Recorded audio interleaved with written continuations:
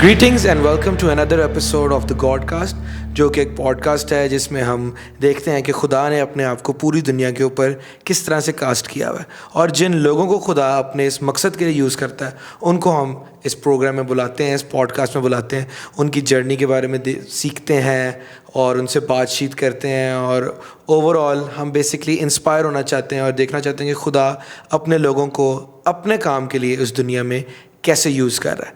सो आज के हमारे गेस्ट जो हैं वो बहुत मेरे लिए स्पेशल हैं। मैं उनको अपना उस्ताद भी कहता हूँ और मैंने एज हिज पर्सनल असिस्टेंट उनके अंडर काफ़ी देर 1 साल काम भी किया हुआ है। मिस्टर सैमुअल पॉल, कैसे हैं आप? खुदा का शुक्र है, मैं ठीक हूँ। तो this is going to be a very casual conversation. हम आपके बारे में जानना पसंद करेंगे जी। और कुछ बातें करेंगे जिससे हमारी ऑडियंस जो है वो आपकी जर्नी के ज़रिए सीख सके। So I would like to start कि हम बेसिकली इसका फॉर्मेट ऐसे कि हम बिल्कुल बचपन से स्टार्ट करते हैं और basically your journey towards discovering Jesus, discovering Christ. In simple words, आपने अपनी ज़िंदगी खुदा को कैसे दी और कब दी, और कोशिश आपने करना है कि आप शुरू से स्टार्ट करें। ठीक हो गया। Over to you. अच्छा जी, ऐसा था कि जब मैं अभी दुनिया में नहीं आया था जब मेरी माँ ने मेरे बारे में सोचना शुरू किया तो उसके दिल में बहुत गम था। और गम की वजह ये थी कि मेरी 3 बहनें मुझसे पहले थी। ठीक। उसको डर लगता था ये चौथी भी लड़की ना हो जाए। सही। और इस वजह से माँ के पेट से ही मैंने गम को पिक किया था। ठीक है। और जब मैं खुदा की रोशनी में आया तो फिर उसने मुझे बताया और मैंने फिर उसको डांट दिया कि अब तू चला जाओ, यीशु के नाम है। ठीक है। गम को आपने डांट दिया यीशु के नाम में, और मैं उससे आज़ाद हो गया। ठीक, वेरी गुड। तो जब मैं 3 बहनों के बाद पैदा हुआ तो ये फैमिली में बड़ी ख़ास बात थी। और अगर मैं इससे पीछे जाऊं तो मेरे परदादा थे जो हिंदुइज़्म से मसीह के पास आए।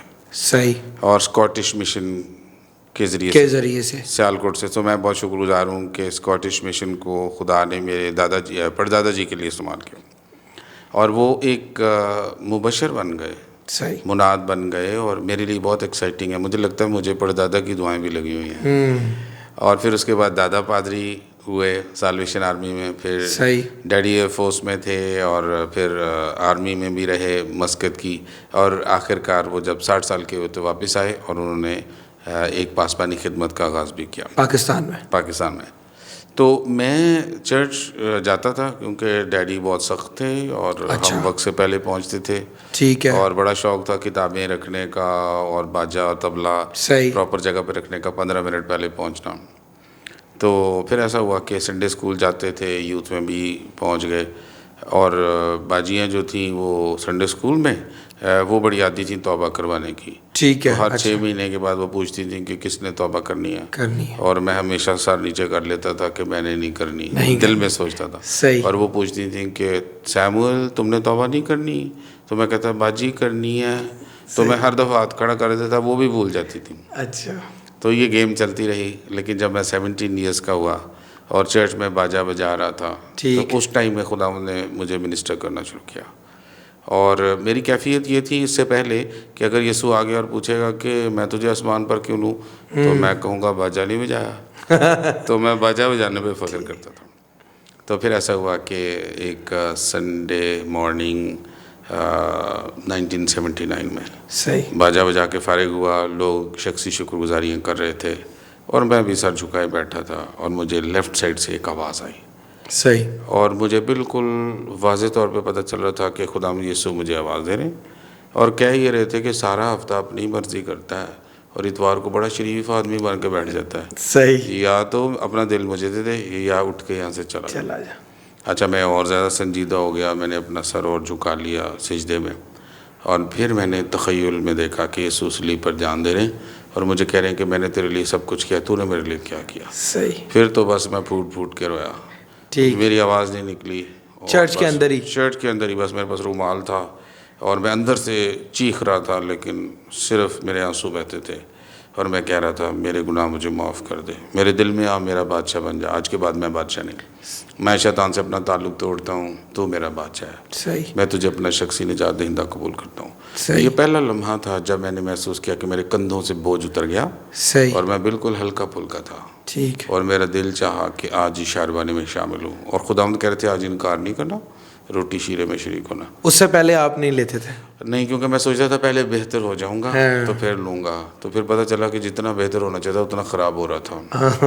और जब यीशु दिल में आया तो उसने कहा नहीं, तू इनकार नहीं करेगा। सही। सो ये मेरा पहला टाइम था। सही। चर्च के बाद मैंने अपने यूथ पास्टर को बताया, उन्होंने कहा ये नए सिरे से पैदा होना है। और उन्होंने मुझे यूहन्ना की इंजील पहला बाब 12 आयत दी कि जितनों ने उसे कबूल किया उसने फर्जंद बनने का हक बख्शा। तो बस फिर खुदा का वहाँ से फिर जर्नी स्टार्ट हुई। It's a very interesting story. और मैं इसमें से मैंने जो चीज़ें पिक की हैं वो ये हैं कि योर फैमिली पहले से ही एक चर्च गोइंग फैमिली और स्ट्रिक्ट चर्च गोइंग फैमिली थी। तो एक माहौल जब आपके साथ होता है, स्पेशली आपकी सिस्टर्स का, आपके फादर का चर्च गोइंग, तो वो इट हेल्प्स। कुछ फैक्टर्स जैसे हम देखते हैं कि कुछ लोग अगर अपनी ज़िंदगी खुदा को चर्च में आके दे भी दें, लेकिन अगर उनकी फैमिली खुदा में ना हो तो वो स्लाइड बैक कर जाते हैं या ग्रो नहीं कर पाते उस तरह से। तो ये तो हो गया फर्स्ट स्टेप। मैं उससे यही कहता हूँ कि अब बच्चा नए सिरे से पैदा हुआ है। उसके बाद आपने कोई स्ट्रगल्स फेस की हो, मतलब सेकुलर लाइफ में जॉब्स वगैरह की बात नहीं कर रहा, अपने बिलीव में खुदा के साथ रिलेशनशिप कैसे बना के रखा आपने उसके बाद? एक बड़ा दिलचस्प काम हुआ कि बेड के पास कपड़ा बिछा के बैठ, ये आवाज़ मैं अक्सर सुनता था। अच्छा, यहाँ पे मैं आपको काट रहा हूँ। ये जो आवाज़ आप सुनते थे, ये मोस्ट लोगों का होता है कि खुदा हमसे बात नहीं करता, लेकिन मैं ऐसा फील करता हूँ कि अगर वो बात कर भी रहा हो तो हमारे अंदर सुनने की वो सलाहियत नहीं होती। तो ये आपने टेक्निक, इसे मैं कहूँगा, कैसे डेवलप की कि खुदा की आवाज़ आपको क्लियर आ रही है? मेरे बस की बात नहीं थी, आवाज़ आई जाती थी, मैं क्या करता। सही। वो मुझे बिठा लेता था। सही। और शुरू में तो ऐसा था कि 10 मिनट की दुआ ख़त्म हो जाती थी और मैं कहता था खुदा बाप 10 मिनट की दुआ तो ख़त्म हो गई, अब मैं क्या बात करूं। और फिर आवाज़ आती थी कि गैर कौमों की तरह बक बक करने की ज़रूरत नहीं है, बस मेरी गोद में बैठा रहा। सही। और घंटों के हिसाब से उसने बिठाया, दिनों के हिसाब से बिठाया। और बीच में फिर आवाज़ आती थी और पता चलता था कि अब पाकरू कह रहा है कि लूका की इंजील शुरू कर, लूका की इंजील को पढ़ना शुरू कर। सही। और फिर जैसे कि उस्ताद कहता है कि ये ऐसे होता है, इसका ये मतलब था, वही बातें जैसे दुआ रबानी पहले पढ़ी थी अब समझ में आ रही थी। तो बहुत से भेद कलाम के खुलने लगे।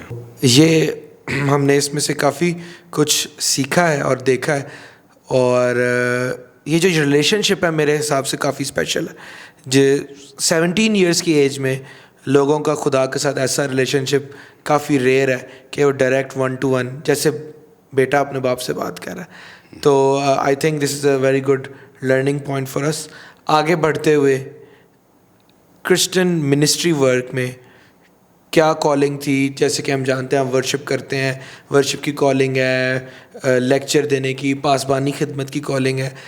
कुछ उस जर्नी को शेयर करें। तो ऐसा हुआ कि तौबा के 1 महीने बाद चर्च में बैप्टिज़म्स का टाइम आया। ठीक। तो मैंने भी अपना नाम दे दिया। सही। और गवाही भी सुनानी थी। उन्होंने कहा कि हर बंदा जो बैप्टिज़म लेगा वो पहले अपनी टेस्टिमनी शेयर करेगा। शेयर की तो लोग बड़े खुश हुए। और बल्कि जब मैंने यूथ मीटिंग में जाके बताया तो यूथ के लड़के बड़े हैरान हुए और कहा कि ओए तूने अब तौबा किया है? अच्छा। तू तो बड़ी देर से दुआएं करता था हमारे दरमियान। तो मैंने बताया कि वो बस ऐसे ही था, तो तुम भी चेक कर लो अपने आप को। सही। तो 1 महीने के बाद मेरा बपतिस्मा हुआ और फिर खुदा ने मुझे वाज़ेह तौर पे मेरे दिल में ये बात डाली कि संडे स्कूल मिनिस्ट्री में मदद कर।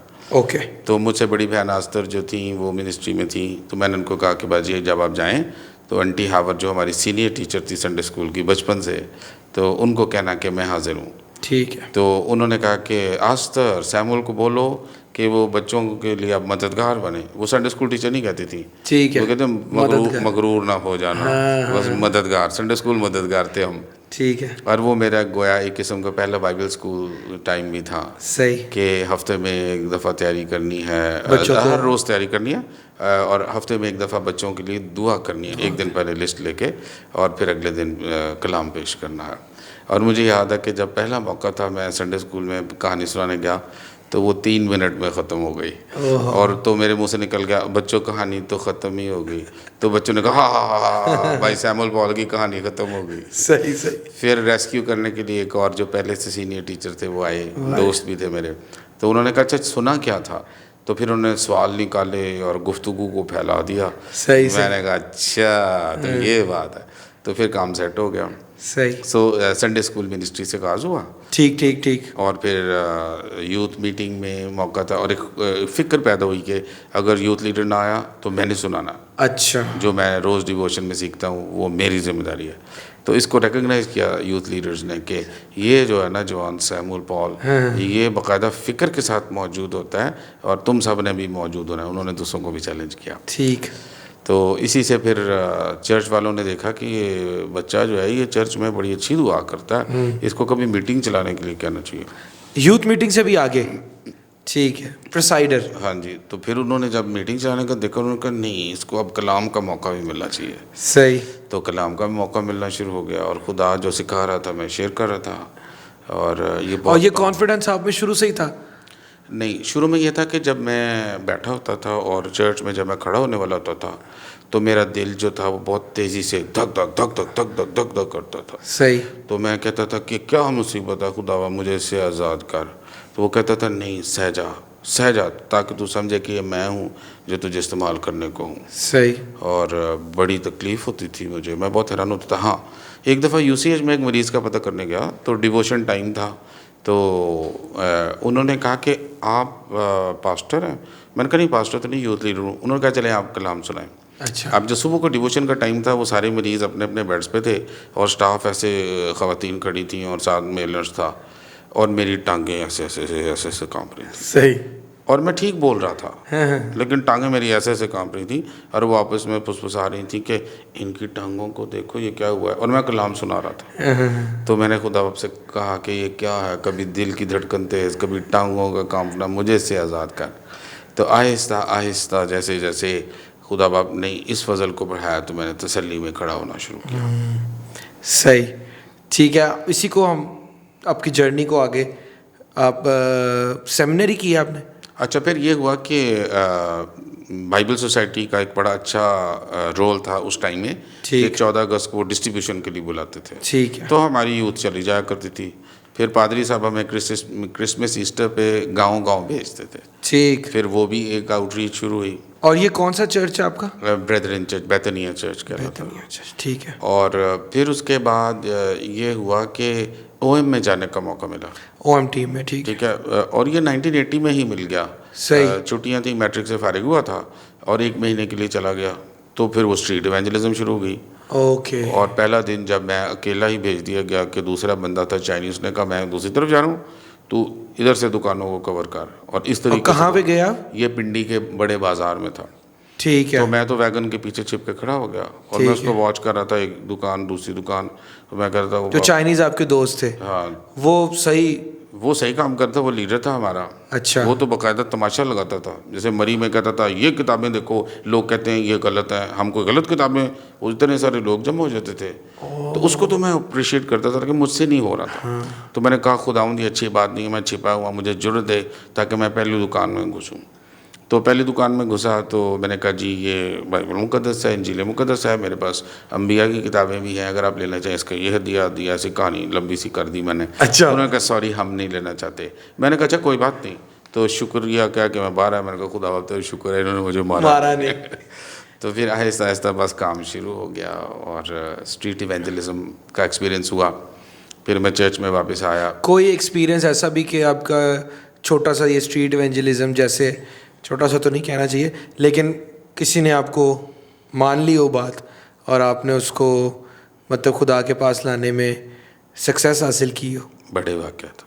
अच्छा। बहुत अमेजिंग था क्योंकि आदत मुझे ये डाली थी उसने कि वो बोलता था। ठीक है। और मैं सुन पाता था, मुझे समझ आती थी। सही। जैसे कि मैं वैगन में था और मैं जा रहा था एक सेमिनार में सेशन लेने के लिए, ओएम के सेमिनार में मरी। सही। तो रास्ते में क्या होता है कि खुदा पाकरू की आवाज़ आती है और राइट साइड से आती है कि मुनादी शुरू कर।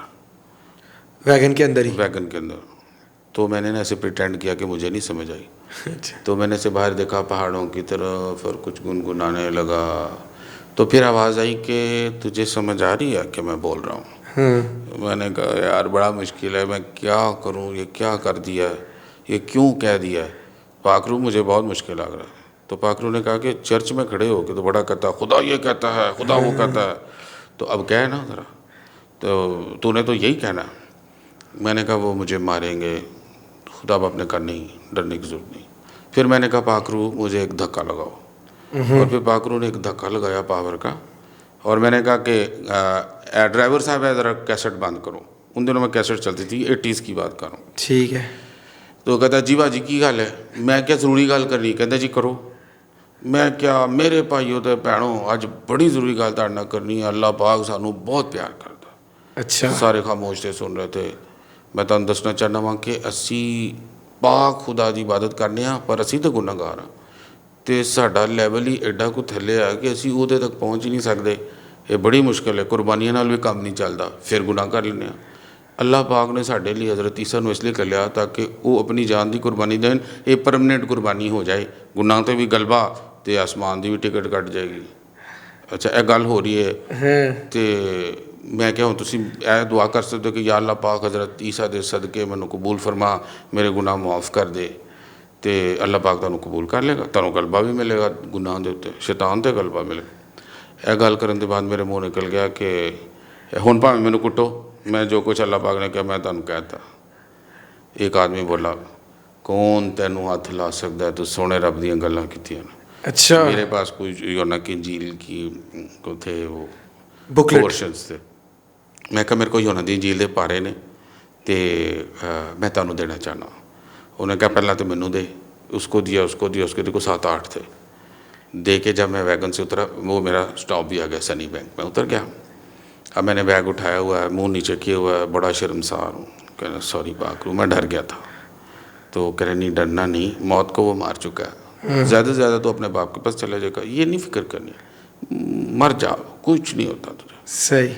तो मैंने कहा अच्छा मुझे ताकत है। तो उसने कहा कि उधर सेशन में भी मैं ही तुझे इस्तेमाल करूँगा, लेकिन मैं जहाँ चाहूँ तुझे इस्तेमाल करूँगा। मैंने कहा ठीक है। तो ये सिर्फ एक कहानी है, बड़े वाक़या इस तरह की और भी काफ़ी है। ट्रेन में, टैक्सी में, जहाज़ में। जहाज़ में? हाँ, जहाज़ में बंदा मेरे साथ बैठा था, चाइनीज़ था। ठीक है। तो खुदा बाप ने कैसे बात कर निजात के बारे में। मैंने कहा कहाँ जा रहे थे आप? सिंगापुर से वापस आ रहा था थाईलैंड। ठीक है। तो मैंने कहा अच्छा फिर बात फिर कर मुश्किल काम। तो उसने कहा उससे बात कर। मैंने कहा okay do you know about salvation. अच्छा वो कंप्यूटर इंजीनियर था। अच्छा। मुझे कहता है oh is it a new software. तो सही। मैंने कहा यस। कहता है हु क्रिएटेड दिस सॉफ्टवेयर। मैंने कहा गॉड। फिर उसने मेरी तरफ गौर से देख के कहा कि तू उसका एजेंट है। अच्छा। मैंने कहा हाँ हूँ। उसने कहा मैं फंस गया हूँ। मैंने कहा मुझे पता तू फंस गया। अच्छा। कहता मैं बैक स्लाइडर हूँ, मैं यीशु का भगोड़ा हूँ। हाँ। मैं कहा चल बोल दे फिर जो बोलना चाहता है, अब तेरा टाइम आ गया। तो उसने कहा कि चर्च में ना पादरी साहब प्रोजेक्ट्स पे बड़ी बात करते थे, पैसा बड़ा मांगते थे सिंगापुर में। अच्छा। तो मैं चर्च से भाग गया। ठीक। तो फिर उसके बाद एक चाइनीज़ लड़की से, मैं भी चाइनीज़ हूँ तो चाइनीज़ से मेरी शादी हो गई, क्योंकि वो एक बुद्धिस्ट थी। तो आपस में ये डन किया कि बच्चे जो होंगे ना वो मंदिर जाएंगे ना वो चर्च जाएंगे, वो खुद अपना फैसला करेंगे, हम फोर्स नहीं करेंगे। ठीक। तो अब 2 बच्चे हैं, बेटे हैं, तो मैं चर्च नहीं जा पाता, उनको लेके अकेला ही जाता हूँ, बल्कि ख़ुद भी नहीं जाता। सही। मैंने कहा तौबा कर। तो कहता अच्छा, खामोशी छा गई। मैंने कहा ऊँची कर। कहता तू मेरी जान नहीं छोड़ेगा। मैंने कहा नहीं मैं तेरी जान नहीं छोड़ूंगा। मैंने कहा कोशिश कर, ज़रूरत होगी मैं तेरी मदद करूँगा। उसने कन्फेशन किया। ठीक। मैंने कहा बहुत खूबसूरत कन्फेशन है, मैं बस तेरी बरकत चाहूँगा। मैंने उसके सर पे हाथ रख के दुआ की। उसके बाद हमने फ़ोन नंबर शेयर कर लिए। बाद में उसको कैंसर हो गया। उसने मुझे लिखा पॉल मुझे कैंसर हो गया। मैंने कहा तू ठीक हो जाएगा। वो ठीक हो गया। आमीन। फिर उसके बाद एक दिन खुदा बाप ने कहा कि ये ना अपनी बीवी के साथ बड़ी बदतमीज़ी करता है, तो उसको डांट। आप वापस अपने घर में अपने घर अब फ़ोन पे। मैंने कहा ईयन तू बेगम से प्यार क्यों नहीं करता। तो कहता है मुझसे नहीं होता। मैं कहा मैं बहुत बुरा पेश आऊँगा तेरे साथ, तुझे उसके साथ प्यार से पेश आना। सही। तूने चुनाव किया उसको साथी बनाने का? कहता मैं कोशिश करूँगा, मेरे लिए दुआ करना। फिर उसने कहा कि वो बच्चे चर्च जा रहे हैं मेरे साथ। अच्छा। फिर एक दिन उसने कहा कि बेगम भी चर्च मेरे साथ गई है। सही। तो फिर एक दिन उसने मुझे 8.25 लाख भेज दिया। अच्छा। और कहा कि सैम जब भी पॉल जब भी करता हूँ मैं करता हूँ, तू नहीं करता मेरा पीछा। मैंने कहा बस तू कर लिया कर, मैं कोशिश करूँगा। सही। तो उसने कहा कि खुदा मुझे कह रहे 8.25 लाख। अच्छा, वो मेरे पास आ गए पैसे, तो खुदा बाप ने कहा अपनी मर्ज़ी से खर्च नहीं करना। नहीं करने। ठीक है। डैडी की डेथ हुई, उन पे किया। कोई कर्जा उतारना था वो उतारा। एक बहन बीमार थी, उसने कहा 3.5 लाख की गाड़ी ना ले, इसको दे दे, इस पे लगा दे। माँ मेरी मर चुकी थी, उसने कहा माँ नहीं मरती, इसको संभाल। बस फिर उसको संभाला, जो गैर कौम से मसीह के पास आई थी। सही। तो खुदा का शुक्र है। और ये कहानी ख़त्म नहीं होती, वो कहीं पे भी रोक लेता है, शुरू हो जा मुनादी कर। और आजकल मज़ारों पे जाने के ख्याल और ख्वाब आ रहे हैं। सही। चोगा पहन के वहाँ बैठ जाना है और मुनादी करनी है खुदा की। आमीन। काफ़ी इंटरेस्टिंग हमने किस्से और स्टोरी सुनी है जो कि इनके पास काफ़ी तादाद में है। तो आई थिंक ये तो पॉडकास्ट छोटी पड़ जाएगी, तो इसको आगे बढ़ते हुए लैंग्वेज रिकॉर्डिंग इंस्टीट्यूट के अभी आप हेड हैं, आप उसको रन कर रहे हैं, वहाँ तक कैसे पहुँचे आप? OMT में 1993 से 2003 तक मैंने काम किया as prayer and worship coordinator. ठीक है। और बेस टीम लीडर भी, लाइक मैनेजर, आखिरी 2 साल। सही। वो मेरी ट्रेनिंग भी थी LRI आने से पहले। सही। तो ऐसा हुआ कि मेरे आखिरी 5 साल में ख्वाबों के ज़रिए से खुदा मुझे कबीले दिखाता था, पीपल ग्रुप्स और लैंग्वेज ग्रुप्स, और मैं उठ के रोया करता था। और मैं देखता ये था कि मैं किसी कबीले में चला गया हूँ, सहराओं में, पहाड़ों पे, और मैं लोगों पे हाथ रख के दुआ करूँ और बदरू गिरफ्तार आज़ाद हो रहे हैं। सही। और जब ऐसा हो रहा है तो वो मुझे कहते हैं कि यीशु आपने इतनी देर क्यों लगाई? सही। और मैं कह रहा हूँ खुदा का टाइम ये था। तो मेरी जाग खुलती और मैं रोता, बहुत रोता कि OM में तो कोई बात नहीं करता और तू मुझे कबीले दिखाता है। बेगम से कहा कि हम किसी कबीले में चले जाएं, तो उसने कहा नहीं, हाँ आप चले जाना, मैं और बच्चे इधर ही हैं। ठीक। तो आ जाया करना जब आपका दिल करेगा ना, हमें मिलने आ जाना। मैंने ऐसे तो नहीं होने वाला। तो फिर ऐसा हुआ कि मैंने दुआ की कि खुदा मेरी बीवी पे ये ज़ाहिर करे। तो इन 5 सालों में जब 2.5 साल गुजर गए तो उसको एक ख्वाब आया और उसने मुझे आके कहा, जब मैं दोया मस्बे पे बैठा था सुबह सवेरे, कि आप कबीलों के सरदार हैं। मैंने कहा खुदा बाप तेरा शुक्र है। मैंने कहा बैठ जाओ, बताओ क्या हुआ? उसने बताया कि आपको खुदा ने लैंग्वेज ग्रुप्स के लिए चुना है। तो मैं LRI के बोर्ड पे था। अच्छा। तो 2.5 साल हमने मिल के दुआ की, 5 साल हो गए। तो फिर जो डायरेक्टर इससे पहले थे माइकल एबल, उन्होंने मुझे कहा कि सैम मुझे खुदा ने आवाज़ दी है कि तू यहाँ से चला जा और सैम को ये जिम्मेदारी दे दे। सही। मैंने कहा मैं बहुत छोटा सा मुबशर हूँ, मैं कबीले ही देखता हूँ, लेकिन मैं ये बड़ी जिम्मेदारी नहीं ले सकता, मेरे बस में नहीं है, मैं छोटा सा हूँ। उन्होंने कहा नहीं, 100 की तरह अपने हक की हकारत ना कर, मैं आवाज़ सुन चुका। मैंने कहा मैंने तो नहीं सुनी, मुझे कबीले दिखाए उसने, और OM वो मुझे खुद लेके आया था। तो उन्होंने कहा चल जा राखल के साथ मिल के दुआ कर। ठीक है। हर महीने वो मुझे पूछते कि फिर खुदा ने बोला कुछ? 5 महीने तक नहीं बोला। हम दोनों ने डिसाइड किया हम उनको कह देंगे किसी और को ढूंढो। ठीक है। उसी रात खुदा ने मुझे दिखाया कि मैं LRI में चला गया हूँ और सालों आहिस्ता आहिस्ता हिकमत उतर रही है। सही। और खुदा मुझे कह रहा है कि मैं आहिस्ता आहिस्ता दूंगा, लेकिन तू चला जा। मैं उठा, दुआया मस्बे पे गया, दुआ की, और फिर बेगम को उठाया और कहा ये हुआ। उसने कहा अब यस कर दो।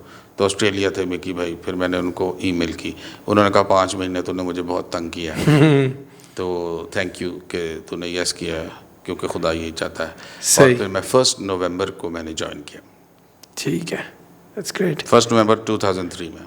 2003 में। और 5 साल OM में ही काम करते रहे आप? 10 साल। हाँ, वो 5 साल OM में ही काम करते। ज़रूरी था कि खुदा बोलता। हाँ, उसकी परमिशन और उसकी गाइडेंस के बगैर तो हम कुछ भी नहीं कर सकते। ठीक है, अब थोड़ा सा हम अपनी ऑडियंस को बताना चाहेंगे कि LRI लैंग्वेज रिकॉर्डिंग इंस्टीट्यूट है क्या, हल्के से उसकी हिस्ट्री बता दें और वो काम क्या करती है, क्योंकि मोस्टली लोगों को पता ही नहीं है। ठीक है, तो ऑडियंस हमारा जो इंटरनेशनल नाम है वो है ग्लोबल रिकॉर्डिंग्स नेटवर्क, और लोकली हम कहलाते हैं लैंग्वेज रिकॉर्डिंग्स इंस्टीट्यूट। हमारी रोया यह है कि लोग अपनी माँ बोली में खुदा का कलाम सुने और समझें, ख़ास तौर पे वो जिनकी ज़ुबान लिखी पढ़ी नहीं जाती। हम ऑडियो और ऑडियो विजुअल में मटेरियल्स मुहैया करते हैं, और पाकिस्तान में 74 लैंग्वेज ग्रुप्स हैं, जिसमें से 50+ रिकॉर्डिंग्स हो चुकी हैं। आमीन। और मैंने भी थोड़ी देर इंटर्नशिप हल्की सी की है LRI में, and it is a very very important job, it is a very important mission कि हम उर्दू में बाइबल खोल सकते हैं, हम इंग्लिश में बाइबल खोल सकते हैं, लेकिन सराइकी में बाइबल तो नहीं, लेकिन खुदा का कलाम पश्तो में, और इस तरह की और कितनी लैंग्वेजेस हैं। पाकिस्तान में कितने लैंग्वेज ग्रुप्स हैं टोटल? 74 लैंग्वेज ग्रुप्स हैं पाकिस्तान में। हमारे चर्च में क्या बताते हैं? 500। वो क्या है? पीपल ग्रुप्स हैं। पीपल ग्रुप्स और लैंग्वेज ग्रुप्स में क्या फ़र्क होता है? पीपल ग्रुप को जो मैं समझा हूँ वो ये है कि जैसे एक पीपल ग्रुप में मुख्तलिफ लैंग्वेज ग्रुप्स हो सकते हैं। ओके, जैसे लोहार है ना, ठीक है। तो लोहार जो हैं वो पंजाबी भी हो सकते हैं, और लोहार जो हैं वो पहाड़ों पे दुमाकी लोग भी हो सकते हैं, ठीक, जिनकी अपनी ज़ुबान दुमाकी है। सही, तो अब जैसे मलक हैं, ठीक। तो मलक जो है वो मुख्तलिफ लैंग्वेज ग्रुप्स के होते हैं। तो इस तरह पाकिस्तान में कितने पीपल ग्रुप हैं? मोर देन 600 पीपल ग्रुप हैं और 74 लैंग्वेजेस हैं। और मुझे इस बात की बिल्कुल भी अवेयरनेस नहीं थी जब तक मैं LRI में एज ए इंटर्न नहीं गया। तो हमें तो यही लगता है कि हम बाइबल उर्दू में पढ़ते हैं और हमारे सारे जो जानने वाले मोस्टली पंजाबी होते हैं, तो बड़ा अच्छा चल रहा सारा कुछ। लेकिन पाकिस्तान के अंदर ही इतना ज़्यादा मिशन करने का, डिफरेंट पीपल ग्रुप्स में, डिफरेंट लैंग्वेज ग्रुप्स में मौका है कि मोस्टली लोग जब मिशन या एवेंजलिज्म का देखते हैं तो वो कहते हैं कि हम कहीं पाकिस्तान से बाहर जाएं, लेकिन इन इटसेल्फ पाकिस्तान एक बहुत बड़ी फील्ड है, तो हम उसको ही अभी कवर कर रहे हैं, जिसमें LRI बहुत बड़ा हाथ प्ले करता है। और ये ऑपरेट कैसे होता है, ये वीडियोस, ये ऑडियोज़, थोड़ा सा अपनी टीम के बारे में हल्का सा। ठीक है, तो हमारा बेसिक काम रिकॉर्डिंग्स करना है, और हमारे पास प्रोफेशनल इक्विपमेंट्स हैं। बिल्कुल। और हम फील्ड में जाके पोर्टेबल स्टूडियो बना लेते हैं। ठीक है, माइक वगैरह लगा देते हैं। जी, जैसे कि हमारी ट्रेनिंग में है कि 2 चारपाइयाँ अगर ऐसे खड़ी कर ली जाएं, ठीक है, और उनके चारों तरफ कंबल और रज़ाइयाँ लगा दी जाएं, तो बड़ा अच्छा अकूस्टिक हो जाता है। बंदा जब बीच में बैठेगा तो हमें बताइए आजमूदा है, ठीक, कि ये ठीक होगा, और हम ठीक रिजल्ट ले लेते हैं, जैसे किसी अच्छे स्टूडियो में आपने किया हो। Very nice. और फिर जब आपको पता है कि कार्डोइड माइक्स जो हैं वो बैक से आवाज़ नहीं लेते, नहीं कैप्चर करते सिर्फ यहाँ से ही लेंगे, सिर्फ फ्रंट से लेते तो हैं। इससे भी हम अपने साउंड्स को बचाते हैं। और फिर ग्राउंड नॉइज़ की जो ट्रेनिंग है कि -49-50 तक ग्राउंड नॉइज़ हो, ठीक और है, -3 to -6 जो है वो पीक हो, तो उसी के अंदर गेम करनी है। तो ग्राउंड नॉइज़ मैक्सिमम कम लेनी है और पीक मैक्सिमम ऊपर ज़्यादा लेनी है। तो बेसिकली मैं ये पूछ रहा था कि आप एक बंदा लेते हैं उस कॉम में से, जी, उसको ट्रेन करते हैं और वो फिर कैसे ट्रांसलेट करके। ठीक है, हम प्रेफर यही करते हैं बेसिकली कि उस लैंग्वेज ग्रुप का बंदा ढूंढा जाए। ठीक है। कई दफ़ा कई बहाने हम लगाते हैं, जैसे कि हम कहते हैं कि हम आपको डेली बेसिस पे कुछ पैसे पे करेंगे, आप दिहाड़ी लगा सकते हैं। सही। तो दिहाड़ी लगाने से लोग सोचते हैं अच्छा यार ये तो चलो पैसे आएंगे, ठीक, तो ठीक है, तो फिर क्या होगा कि आप जॉब अपॉर्चुनिटी दे रहे हैं, ताकि आपके पास जो उर्दू में गॉस्पेल मैसेज है, हमारे पास गॉस्पेल मैसेज होता है, हम बाइबल ट्रांसलेटर्स नहीं हैं। बिल्कुल, क्योंकि उसके लिए आपको लिंग्विस्ट और ज़्यादा उसकी बाइबल ट्रांसलेशन की हिब्रू ग्रीक का पता होना चाहिए। बिल्कुल। हम गॉस्पेल मैसेज को लेते गुड हैं, न्यूज़ मैसेज जो है, गुड न्यूज़ उसका नाम है, जिसके 40 टाइटल्स होते हैं, तो हम उसको स्टैंडर्ड के तौर पे इस्तेमाल करते हैं मुख्तलिफ लैंग्वेज ग्रुप्स में। तो हम बंदा वहाँ पे ढूंढते हैं या बंदी ढूंढते हैं, ठीक, जो अवेलेबल हो, और फिर हम उनसे तर्जमा करवाते हैं। ठीक, फिर उसके बाद हम उनको रिकॉर्ड करते हैं, या अगर वो कहें कि हम रिकॉर्ड नहीं करवा सकते, आप किसी और की आवाज़ ले लें, फिर वो करते हैं।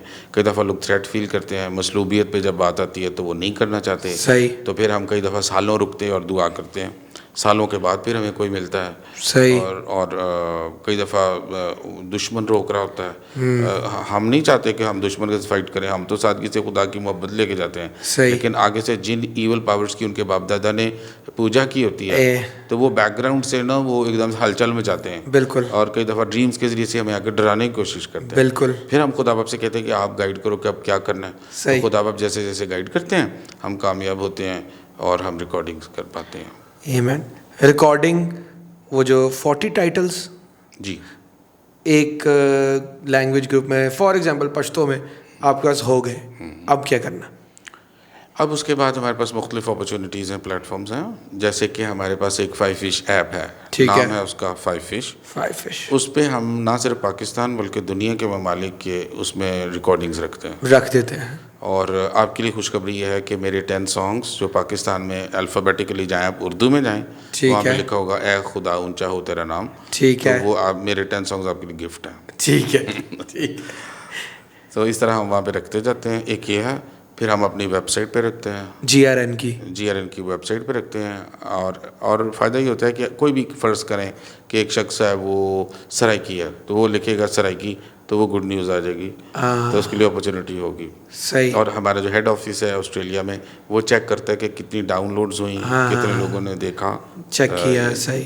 ठीक है। वो सारा उसको एनालाइज करते हैं। फिर इसके अलावा हम फेसबुक कैंपेन्स भी करते हैं। सही। वो यहाँ से नहीं, हम बाहर से कहीं से करते हैं, पे कर देते हैं। और वो पाकिस्तान का कोई स्पेसिफिक एरिया लैंग्वेज का, तो हम वो असाइनमेंट उनको देते हैं कि आप इस एरिया में 1 हफ्ते तक बलोची को प्ले करें फेसबुक के ऊपर। फेसबुक के ऊपर। ठीक तो है। वो कर रहे होते हैं। फिर हम SD कार्ड के ज़रिए से, लोकल बिलीवर्स के ज़रिए से करते हैं। वो कैसे? SD कार्ड्स SD कार्ड लेके आप हम, अगर हमारे पास पैसे हों तो हम कुछ SD कार्ड्स लेट से के पश्तों में 50 की है और जो लोकल बिलीवर्स हैं उनको सेंड किए कि वो आगे डिस्ट्रीब्यूट करें और हमें फीडबैक दें, ठीक है। ताकि वो फॉलो अप भी कर सकें। ठीक है। कई दफ़ा हम खुद डिस्ट्रीब्यूशन भी करते हैं। खुद मिशन ट्रिप पे भी जाते हैं हाँ जी, जैसे कार्ड्स और CDs लेके। हाँ जी, जैसे बुरुशस की एक लैंग्वेज है, ब्रुशस्की, ठीक है। बुरुशस की, हाँ जी, वो ठीक है। हुंजा वैली में बोली जाती है। बिल्कुल। तो अगर हमने पहले से कुछ रिकॉर्ड किया तो हम वहाँ पे जाके साथ साथ डिस्ट्रीब्यूट करेंगे। ठीक। और फिर अगली रिकॉर्डिंग्स के लिए फिर हम बंदा ढूंढेंगे। हाँ, काम करेंगे। अगर वही बंदा तैयार है, हमने रिसेंटली गुड न्यूज़ की बुरुशस की में, और फिर उसी शख्स ने बड़ी फराख दिली के साथ LL सीरीज़ के जो हमारे 8 चैप्टर्स हैं या 8 बुक्स हैं, उनकी 4 बुक्स को उसने ट्रांसलेट किया और अभी रिकॉर्डिंग करवा के हमारी टीम वापस आई है। आमीन। तो आई थिंक ये काफ़ी नई चीज़ है लोगों के लिए कि लैंग्वेज ग्रुप्स में, पीपल ग्रुप्स में पाकिस्तान में किस तरह से ये काम हो रहा है और किस तरह से हमें इस काम को सपोर्ट करना है। दुआ के ज़रिए तो हम बहुत अच्छी तरह इसको सपोर्ट कर सकते हैं। बेसिकली हमारा ये पॉडकास्ट करने का, हमारा ये वीडियोस बनाने का भी मकसद ये है कि आप सर सैम के मिशन के साथ वाकिफ़ हो जाएं और बेसिकली इनके साथ पार्टनर करें ताकि इनके इस मिशन की अवेयरनेस जो है वो फैले और रीच उसकी ज़्यादा हो। तो it was very good knowing about LRI and GRN। थोड़ा सा अब हम इस कन्वर्सेशन को शिफ्ट करेंगे वो इस तरह से कि जैसे कि आपने थोड़ा सा टच अपॉन किया है कि जब डिफरेंट पीपल ग्रुप्स इन्वॉल्व होते हैं तो एक जो चीज़ जो मैंने नोटिस की है या फेस की है या देखी है, ऑब्ज़र्व की है, वो ये है कि इनमें स्पिरिचुअल वॉरफेयर का काफ़ी ज़्यादा अमलो दखल होता है। और मैंने LRI में काम करते हुए थोड़ा सा आपकी लाइफ में भी देखा है। और बेसिकली जब मैं ऐसी कोई प्रॉब्लम फेस करता हूँ या मुझे ऐसी कोई प्रॉब्लम होती है तो मैं सबसे पहले सर सैम को फ़ोन करता हूँ, या अगर मेरे किसी जानने वाले को कोई स्पिरिचुअल वॉरफेयर के हिसाब से या उसकी नीड होती है तो he is my go to person. थोड़ा सा एक ये इसके ऊपर बात करना भी लोग इतना पसंद नहीं करते, लेकिन it is very important. I feel it is very important. पहले हम इसको लैंग्वेजेस के हिसाब से देखते हैं, फिर थोड़ा सा जनरलाइज्ड लोगों की हेल्प करने के लिए। तो लैंग्वेज ग्रुप्स में जब आप जाते हैं तो स्पिरिचुअल वॉरफेयर, काला जादू और स्पिरिट्स, जिन्नात, इसको कैसे फेस किया आपने, किया है या नहीं भी किया, और उसको टैकल कैसे करते हैं specific to LRI and this whole mission of people groups and language groups. जी, तो मैं जब 2003 में आया था तो पंजाबी च कहते ने मैं तो बड़ा चाई आया सा कि खुदा दी मोहब्बत शेयर करनी बस। मुझे नहीं पता था कि मुझे मालूम नहीं था कि आगे चीज़ें बैठी हुई हैं जो मुझे कहेंगी ओए इधर क्या करने आया है। बिल्कुल तो वो तो फिर ऐसा हो गया। सही। एक दफ़ा मुझे याद है कि हमारे यूएस ऑफिस से उन्होंने कहा कि अगर आप बटेड़ी लैंग्वेज रिकॉर्ड करेंगे ना तो हम कौन सी वाली? बटेड़ी लैंग्वेज। बटेड़ी। तो हम आपको 25,000 रुपये भेज सकते हैं अगर आप प्रॉमिस करें। मैंने इसको खुदा की मर्ज़ी समझा। ठीक। 25,000 मंगवा लिया। डीजल की कीमत कम थी उन दिनों में, और गाड़ी लेके हम 2 भाई चले गए। फिर वहाँ पे जो हशर। कहाँ पे गए? बटेड़ी किस जगह की लैंग्वेज है? ये जब काराकोरम हाईवेज पे आप जाते हैं, ठीक, तो शुरू में बिशाम एक इलाका था। सही। तो बिशाम के पास से ही एक पुल गुजरता है, और फिर पहाड़ के साथ एक पगडंडी है, और करीब एक गांव है बटेड़ा। सही। वहाँ पे बटेड़ी ज़ुबान बोली जाती है। एक एक्सपीरियंस ये था कि जब हमने वहाँ पे जाना शुरू किया तो बटेड़ा गांव में मैं बैठा था, और बिल्कुल मैं दरिया इंडस के पास बैठा था, उनके घर में था। सही। और मैंने इससे आंखें बंद की तो मैंने विजन में देखा कि एक बहुत बड़ा सांप है जो दरिया इंडस के ऊपर लेटा हुआ। सही। और उसके बाद जो मेरे ऊपर प्रेशर पड़ा कि मेरी आंखों से आंसू जारी थे, ऐसे कि मेरी जान निकल जाएगी। उसी वक्त मैंने ऐसे फ़ोन पकड़ा और अपने जो कुछ करीबी फ्रेंड्स थे, इंटरसेसर्स, उनको लिखा कि मैं बहुत तकलीफ़ में हूँ, वॉरफेयर बढ़ गई है, मेरे लिए दुआ करो। और मैंने कहा पापा यार, खुदा बाप को मैं अक्सर ऐसे ही बोलता हूँ कि पापा यार ये क्या हुआ, तू तो खुद लाता है। तो खुदा बाप ने कहा कि ये जो दरिया है ना ये मेरे हैं, लेकिन मेरे लोगों ने जिनको मैंने पैदा किया उन्होंने इब्लीस के साथ, अब इब्लीस के लिए इनको डेडिकेट किया। तुझे ये दरिया वापस क्लेम करना है, इसलिए मैं तेरे पास ही हूँ और कर ले। अच्छा। तो मैंने कहा कि ऐ बाप, ये दरिया तेरा है, और जितनी भी पूजा शाम के हवाले से हुई है और ये शाम को डेडिकेट किया गया है, मैं इंसानों की तरफ से इस गुनाह की माफ़ी मांगता हूँ। सही। और आज मैं इस बात का दावा करता हूँ कि ये पानी तेरे हैं और ये दरिया तेरा है, यस्सु के नाम है। फिर खुदा बाप ने मुझे दिखाना शुरू किया कि बहुत से माउंटेन टॉप्स जो हैं वो डेडिकेट किए गए हैं देवी देवताओं को, और देवी देवता बाद में समझ जाए कि ये तो गिरे हुए फरिश्ते हैं, फॉलन एंजल्स। हाँ जी, और जो कि बहुत बड़े से दिखाई देते हैं, लेकिन वो तो खुदा की मखलूक हैं। खुदा से बड़े तो नहीं हो सकते, खुदा के बराबर भी नहीं हो सकते। तो इसलिए कोई ये नहीं समझना कि खुदा का और शैतान का आपस में बड़ा मुकाबला, ऐसा हो ही नहीं सकता। खालिक और मखलूक का नहीं हो सकता। उसने ही डील छोड़ी हुई है ताकि अपने लोगों को टेस्ट करे कि वो कितने खुदा के ताबे हैं, और अगर वो खुदा से मांगेंगे तो वो गालिब आएंगे। और लिखा है कि जो गालिब आए मैं उससे कौमों पर इख्तियार दूंगा। सो साथ साथ ताबेदारी का सिलसिला है कि वो ताबेदारी सिखा रहा है, और गलबा जो है वो बढ़ता जा रहा है। सही। और फिर सीजन्स हैं। वो दिन थे जब हम कबीलों में बहुत ज़्यादा वॉरफेयर देखते थे। हम नहीं प्लान करते थे, लेकिन चीज़ें आगे से रोकती थी। एक जगह पर हम गए, अब कराकोरम हाईवेज के दूसरे एंड पे थे हम, ठीक, और ये चिलास की वादी थी। सही। हम एक होटल में ठहरे हुए थे। मैं और भाई यूनुस जब सईजे में गए तो मैंने देखा कि बुद्धा की बहुत बड़ी बुद्धा का बहुत बड़ा बुत है। और फिर मैंने देखा कि वहाँ की ख़वातीन पत्थरों की तरह हैं और उनके सिर्फ सारा सेल सकते हैं, इसके अलावा वो फैसले नहीं कर सकती। फिर मैंने देखा कि जो ब्रिटिश लोग हैं वो आए हुए हैं और वो इन पे बहुत जुल्म कर रहे हैं। अब ये 3 बातें हो गई। मैं दुआ के बाद उठा, मैंने जाके फ़ोन किया, मेरा एक दोस्त था गिलगित में, मैंने उसको किया। उसने कहा ऊपर आजा, कल मेरे पास 3 घंटे का सफ़र है, मैं तुझे बताऊंगा। जब मैं वहाँ पहुँचा तो मुझे एक प्रेयर बुक उसने दी। उसने कहा ये ज़रा पढ़। उसमें लिखा था इन पहाड़ों पर जो आप आसानी से इवेंजलिज्म सोच रहे हो ना, ऐसा नहीं है। आपको खुदा बाप से पूछ के चलना पड़ेगा, क्योंकि इनके बाप दादा ने देवी देवताओं की पूजा की है। आप इनको जो अभी मज़हब समझ रहे हो, इसके पीछे वो ऑपरेट कर रही हैं और आप मर भी सकते हो।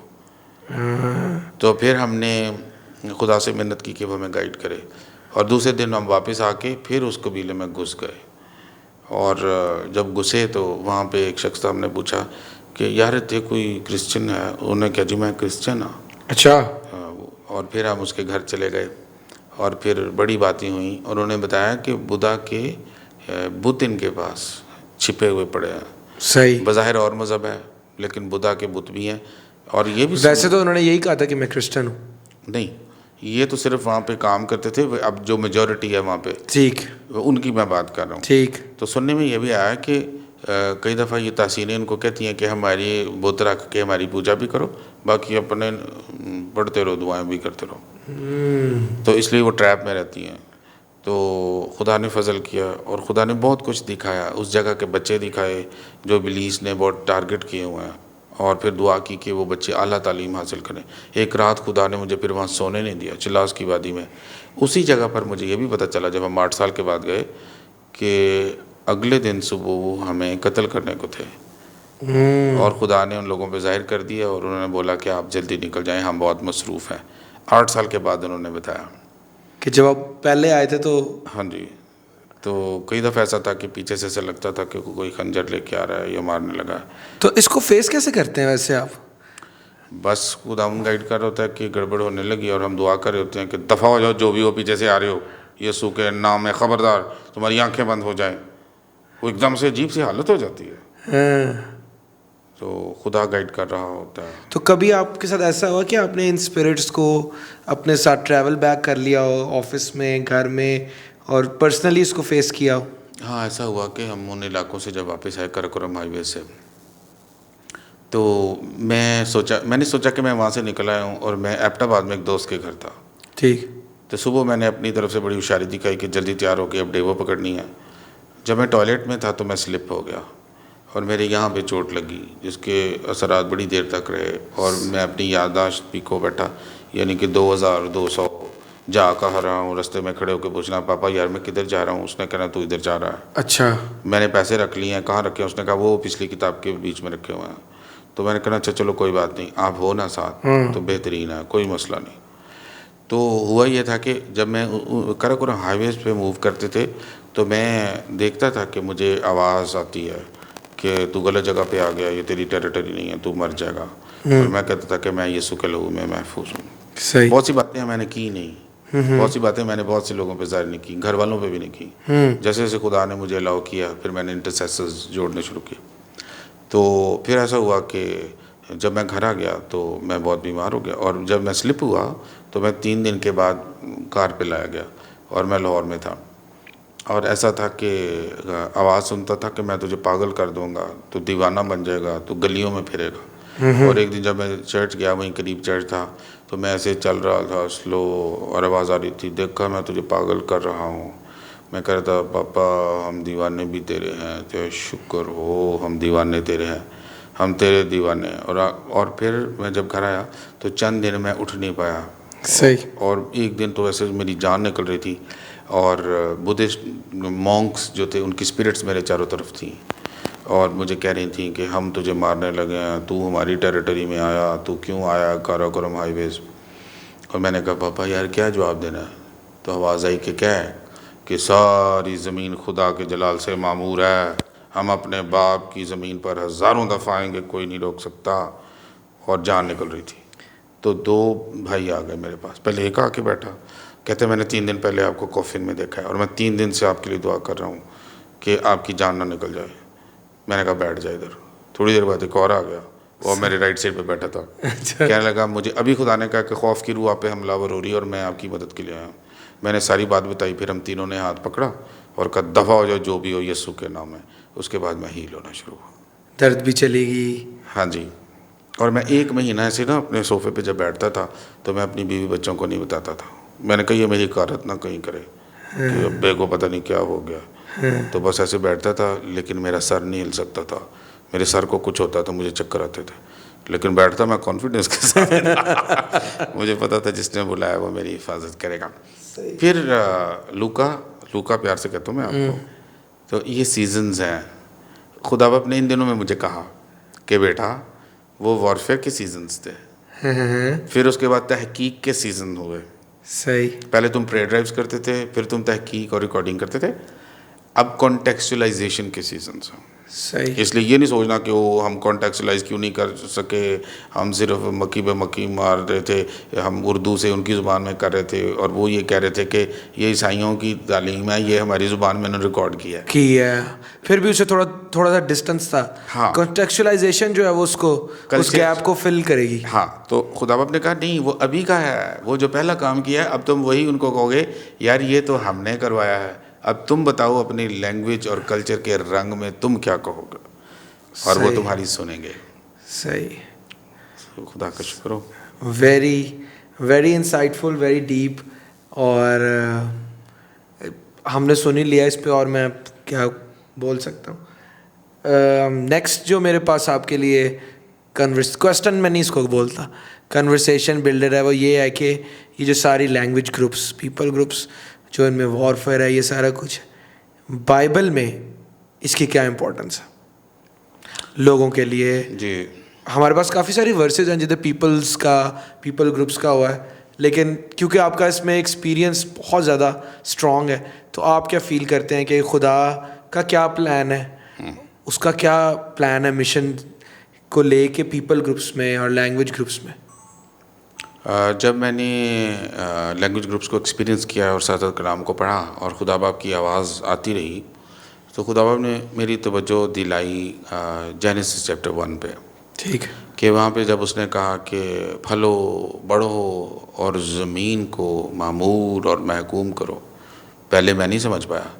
उसने कहा ध्यान करके मैंने हुक्म ये जारी किया कि फैल जाओ। लेकिन ये ऐसे लोग थे सरकश कि ये एक बुर्ज बना रहे थे और कह रहे थे यार ये निशान लगा के रखो, बंदा गुम जाए तो वो बुर्ज दे के वापस आ जाए और हम अपना नाम करेंगे। तो खुदा बाप ने कहा मैंने ये देखा, तो मैंने सोचा कि ये तो गड़बड़ कर रहे हैं। मैंने तो कहा था फैलो, तो फैल ही नहीं। ये वापस आने की बात करते हैं। तो खुदा बाप ने कहा चलो ये अपनी स्ट्रेटजी बना रहे हैं, मैं इनको नई स्ट्रेटजी देता हूँ। ठीक। और जो भेद मुझ पर खुला कि ये सज़ा नहीं थी, ये खुदा की स्ट्रेटजी थी अपने मंसूबे को पूरा करने के लिए जो उसने चैप्टर 1 में कहा था। क्योंकि बहुत सा कॉन्सेप्ट ये है कि जो खुदा ने उनको सज़ा दी थी, और ये बचपन से मैं सुनता था, लेकिन खुदा बाप ने कहा मैंने सज़ा क्यों देनी थी। अगर सज़ा दी होती तो आप ग्रामर तो देखो ज़रा, हर लैंग्वेज की अपनी खूबसूरत ग्रामर है, उसका एक सेटअप है और अलग-अलग खूबसूरतियाँ हैं। बिल्कुल। घेरा कबीले में जब मैं भी रिकॉर्डिंग कर रहा था, लेकिन मेरा साथी जो हमारा रिकॉर्डिस्ट बना और अभी है, तो उसने बताया कि जैसे कि सलास से मैं मिला और सलासो ये कहता था। अब ये भी एक फॉर्म है कि आप सलास को सेकंड टाइम जब उसका जिक्र करेंगे तो सलासो कहेंगे। ठीक। तो खुदा बाप ने कहा कि जब मैंने इतनी ब्यूटी के साथ लैंग्वेजेस बनाई तो ये सज़ा कैसे हुई? ये तो मैंने दिया, ये तो गिफ्ट है। ठीक। तो इसलिए इसको एंजॉय करो कि तुम लैंग्वेज ग्रुप्स पे काम करते हो। और ये 11वें बाब में जब उसने लैंग्वेजेस दी तो फिर उसने कुछ कुछ को दे दी ताकि वो ग्रुप्स बना कर निकल जाएं और दुनिया में फैल जाएं। तो ये वैल्यू जो है ये इस तरह की है कि ये खुदा बाप की तरफ से है और हम इसको सेलिब्रेट करें। हम ये ना सोचें यार क्या एलआरआई को मुसीबत पड़ी हुई है, ना ये गुनाह करते, ना ये सरकशी करते, ना ये लैंग्वेजेस मिलती। नहीं, हमने एक्चुअली ये सीखना है कि खुदा के बच्चे बहुत रंग रंग के हैं, मुख्तलिफ़ कल्चर्स के हैं और मुख्तलिफ़ ज़ुबानों के हैं। सही। आप यार जाओ पहाड़ों पे और सहराओं में, ज़रा उनकी लैंग्वेज की लताफत देखो, ओह ब्यूटी देखो, आपको मज़ा आ जाएगा कि उस सराइकी कैसे बोलते हैं, ब्रूशस की कैसे बोलते हैं, डुमाकी कैसे बोलते हैं। सही। तो ये बहुत ब्यूटी है ये खुदा की, ये खुदा का बहुत बड़ा करिश्मा है languages. Amen, amen. And first chapter of the Bible में ही हमारे पे ऊपर वाज़े हो जाता है कि दिस इज़ गॉड्स प्लान। अच्छा, तो ये अगर इतना ज़रूरी है तो लोकल चर्चिज़ को क्या हो गया है? और आजकल मैं इस पर स्टडी कर रहा हूँ कि अब मैं चर्च मोबिलाइज़र हूँ। मैं अपने लिए एक नई टर्म तलाश कर रहा हूँ कि मैं चर्च मोबिलाइज़र हूँ, जो ये नोट करेगा कि ये चर्च कब से बना, ठीक, इसकी जर्नी क्या है, ठीक, इसको कौन से दौरे पड़ते हैं, ये खुदा के फॉर्मेट से कहाँ से हटा हुआ है और कैसे उनकी हेल्प की जाए कि वो सीधे रास्ते पे आएँ। क्योंकि अगर आपका बाप और आपका खुदावंद यीशु और पाक रूह कबीलों के बारे में बात करना नहीं छोड़ता, तो हम क्यों छोड़ रहे? तो आप क्यों छोड़ रहे हैं? कहीं ऐसा तो नहीं हुआ कि जो बागेदर में हुआ था फिर कोई सिस्टम फिट किया गया नया? और मैंने देखा कि दुश्मन बार बार सिस्टम्स फिट करता है कि आपको पता भी ना चले, लगते ठीक हैं लेकिन ट्रैक से पड़ जाते हैं। तो कौमें और कबीले खुदा के दिल पर हैं। जब तुम कुव्वत पाओगे तो तुम ज़मीन की इंतहा तक, और फिर लिखा है सब कौमों को शागिर्द बनाओ। ये कोई नई कहानी नहीं है, बिल्कुल। और जो कॉन्सेप्ट है वो ये समझना है कि सब खुदा के बच्चे हैं। मुझे इससे क्रिएशन है सब खुदा की। हाँ, सब खुदा के बच्चे हैं, क्योंकि वो बाप अचानक नहीं होता, बाप तो शुरू से बाप ही होता है। ये कैसे हो गया? ये तो सिर्फ हम जब उसको यीशु मसीह को कबूल करते हैं तो हम अपने हक को हासिल करते हैं, उसके बच्चे होने का। To be called his son, to be called his daughter. तो ये बड़ा ज़रूरी है कि चर्च इस बात को समझे कि खुदा के बच्चों सिर्फ अपनी किंगडम में होने को सेलिब्रेट ना करो, तुम नूर के फर्जंद हो, नूर के फर्जंदों को ढूंढो और कौमों में जाओ। और मतलब मैं किसी भी चर्च को या किसी जगह को क्रिटिसाइज़ नहीं कर रहा, लेकिन सिर्फ पंजाबी चर्चेस इतने ज़्यादा हो गए हैं, अब तो हर गली में चर्च होता है। तो बेसिकली ये it is a call to wake up and move out of your comfort zone. और जैसे कि हमने सारी स्टोरीज़ में सुना है कि खुदा अगर आपके साथ हो तो वो आपके लिए कंफर्टेबल ही होता है। खुदा ने ये नहीं कहा कि मैं तुझे मुसीबतें नहीं दूंगा, खुदा ने कहा कि मुसीबतों में से निकलने की ताकत मैं दूंगा। तो आप अपना रिलेशनशिप बनाएं और अपने कंफर्ट जोन से निकलें। खुदा के साथ अगर आपका रिलेशनशिप स्ट्रांग होगा, अगर आवाज़ आ रही होगी और आप उस पर ओबे भी कर रहे होंगे, तो नथिंग इज़ इम्पॉसिबल। मैं एक आयत देना चाहता हूँ ऑडियंस को। बिल्कुल। अच्छा ऑडियंस, मैं आपको यूहन्ना की इंजील उसका 5वां बाब 19वीं आयत देना चाहता हूँ। और इसमें लिखा हुआ है कि यीशु मसीह ने कहा कि मैं खुद से कुछ नहीं करता, जो बाप को करते देखता हूँ वो करता हूँ। तो अब ट्रेजिडी जो नज़र आ रही है बार बार शख्सी ज़िंदगी में, फैमिलीज़ में और चर्चेज़ में, कि हम रिटन वर्ड को इतना ज़्यादा फोकस कर गए हैं कि पैरेलल जो खुदा की मर्ज़ी को दरियाफ्त करना है, तो यहाँ पे भी हमने ये रखा हुआ कलाम। तो इसका मतलब है कि कलाम हर जगह रख के तो मर्ज़ी अपनी कर लो। तो इस तरह इसका मतलब है कि कलाम भी आप बुत परस्ती की तरह यूज़ कर सकते हैं। बिल्कुल। ठीक है, तो आपने इस बात को देखना है कि क्या आपकी शख्सी ज़िंदगी में, फैमिली में और चर्च में आप खुदा की बात सुन रहे हैं, या बस कलाम की खुराक लेते जा रहे हैं हर दफ़ा, लेकिन बाप से पूछ ही नहीं रहे कि चर्च को खुदा ले जा कहाँ रहा है। तो इसको एंड करते हुए मैं यही कहूँगा कि जैसे बाइबल में लिखा है कि हर घुटना, हर कौम, हर कबीला उसके आगे झुक जाएगा। तो we have to reach out to the nations, to the people group. और LRI का काम भी यही है। आप इसके बारे में और इन्फॉर्मेशन जानने के लिए हमसे कमेंट्स में बात कर सकते हैं। LRI के सर सैम के सारे लिंक्स इसके अंदर दिए होंगे, और आप हमसे कांटेक्ट कर सकते हैं कि how we can partner with LRI। और it was a amazing conversation. मैंने इतनी सारी नई बातें सीखी हैं, तो मैं तो इस बारे में एक्साइटेड हो रहा हूँ कि जब लोग उसको देखेंगे तो हाउ विल दे फील। हमेशा की तरह हमारे चैनल को सब्सक्राइब करें, बेल आइकन को दबाएं, ताकि हम जैसे सर सैम आए और लोगों को यहाँ पे लेके आएँ, उनकी टेस्टिमनीज़, उनकी स्टोरीज़ को सुन सकें। और हमारा मिशन, जैसे मैं हमेशा ही कहता हूँ, ये नहीं कि हमारे सब्सक्राइबर ज़्यादा हो जाए, बस हम फ्री रहें, हमारे पास ये कैपेबिलिटी रहे कि हम इस शो को रन कर सकें। तो हमारे साथ पार्टनर करें। LRI को अपनी दुआओं में याद रखें और गॉडकास्ट को भी अपनी दुआओं में याद रखें।